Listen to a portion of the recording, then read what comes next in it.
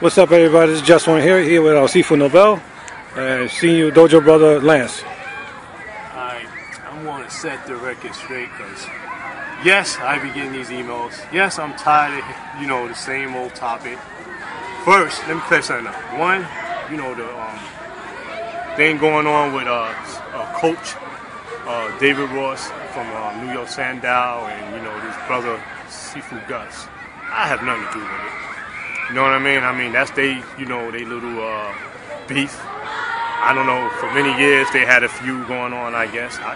It's new to me. I've been reading the articles, been following it. Yeah, it's on the internet. It's on Google, it's everywhere now, so, I've been following it.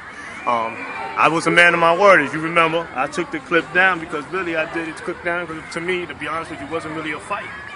To be honest with you now, a few people asked me about the content. Let's get something clear here. And challenges. I didn't put no challenges out.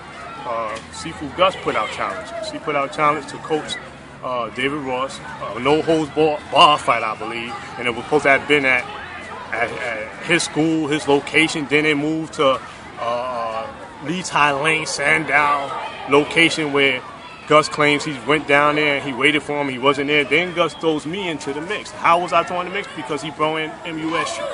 And why? He said, "Oh, I fight Gus at." I fight David Ross, pardon me, at MUSU.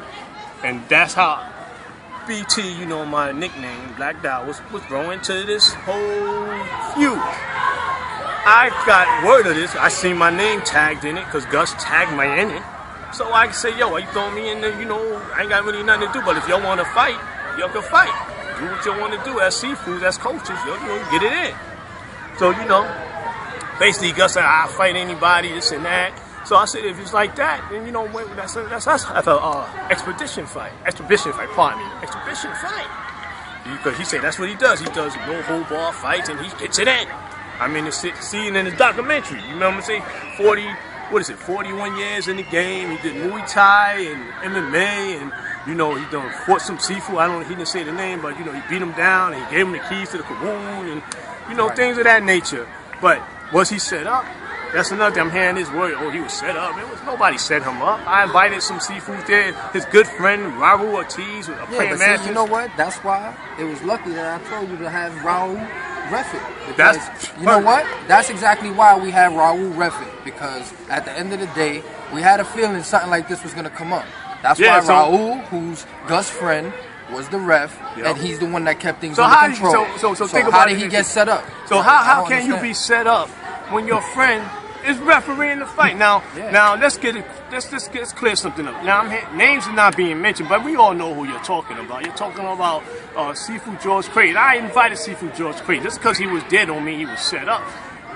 Sifu Gus was the one saying, oh, he's going to show the weaknesses of Bagua, I read that post. and in the whole nine. So I'm like, let's just be honest with each other. Let's be honorable about it.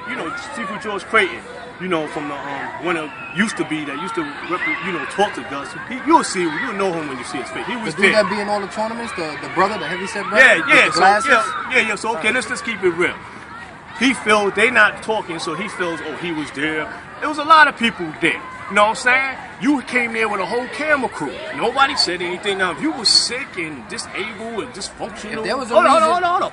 You was sick, disabled, and dysfunctional, like you claim, like you saying now. Why would you come with a whole camera crew? Why would you even fight in the ring? Why would you even give out challenges? You saying that challenges come out the woodwork? No challenges came out the woodwork. You put out the challenges. And another thing, I want to make a note that in the first round, my Sifu asked you if you wanted him to tone it down, and you was like, no, we doing what we doing. That's what you said. So it was, he asked you if you wanted to tone it down. It was supposed to be an exhibition. If you wanted it to be something other than that, you should have made it clear. Because after the first round, you already knew what it was. So I don't understand. Hold on. First of all, hold on. I mean, really, it's ridiculous that I even got. I'm getting these emails, and it's not really negative. People just curious. So I'm like I always do. I'm straightforward. I clear the record. One, you knew what time it was. You knew there was going to be content because I said, you heard me say it before we even fought. I told you we're going to do some content. I didn't say it was going to be excessive content, but it's going to be like content. Once I hit you and realized you couldn't deal with this contact, I toned it down really. I was pulling all my shots.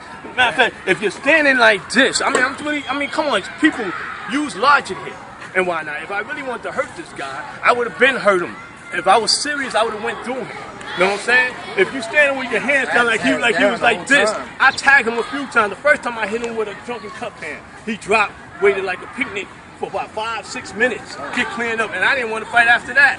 Second, you're standing like this all the time. Normally, if I was going to use my art, I would pierce, dude. This is what I do, man. I would have pierced. I trained this over and over. This foot would have normally just came up. You were so open for that, it's ridiculous. So this whole discussion is, to me, this topic is ridiculous because your hands, like my students say, your hands down like this. I could have easily, I mean, every time I touch you here, this foot could have came over that quick. So, I mean, all this talk about you being set up and you handicapping, I mean, come on, man. Everybody has, you know, disabilities, and if you got a disability like you're not getting in the ring, you're not challenging people, man. Let's just be honest about that. Now, as far as your background with your teachers and all that, that's between you and David Ross, dude. I did my part. I took the clip down like an honorable brother should do. I took it down. It didn't really matter to me because I wasn't impressed with the fight my damn self. I was more kid play to me, man. Serious. It's like me training my son or some shit. I'm gonna be honest, no disrespect. And why not? My older 13-year-old son give me a hard fight than that. And I'm being honest. But that's not to belittle you. Whatever you did in life, much respect to you, dude. You know what I'm saying? But I'm only doing this video to clear this shit up because I'm just tired of people emailing me. And it's not a negative thing. I understand they have questions. Now I'm going to say this. I set the record straight. No one set nobody up. There was contact. There was challenges being made, but not by me, by Sifu Gus. And, you know, they've been met. It was an exhibition fight, which he couldn't, you know, deal with the level of contact. And that's basically it. I could have done a lot of shit, man. And I didn't do it. You know what I'm saying? Because, yo, I don't roll like that. Do I run from people, duck people? I don't duck nobody, man. So all these cheerleaders you got, they all know I'm right here, dude. I'm here all the time. If I'm not here Saturdays, I'm easy to contact. If you want to touch hands and you feel you need to know what my art is about, I ain't got a problem with that. I'm not a ring fighter. That's the whole thing. I did this shit for the promotion of Kung Fu.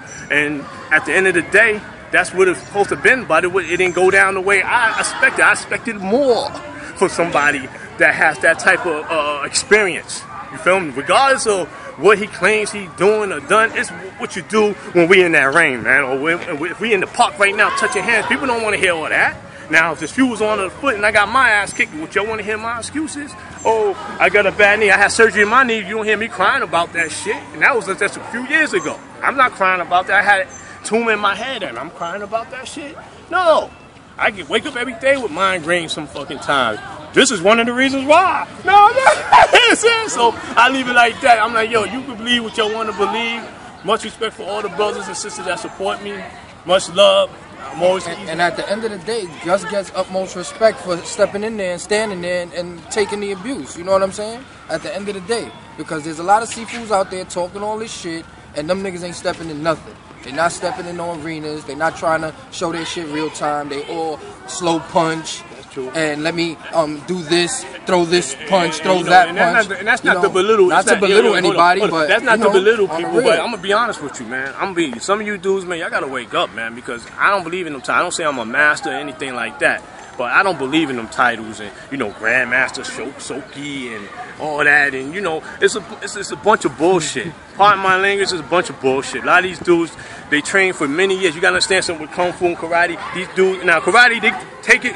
Granted for salt, some of them they can fight because they got that full contact karate. But when I'm talking about Kung Fu, from what I've seen, come on, dude.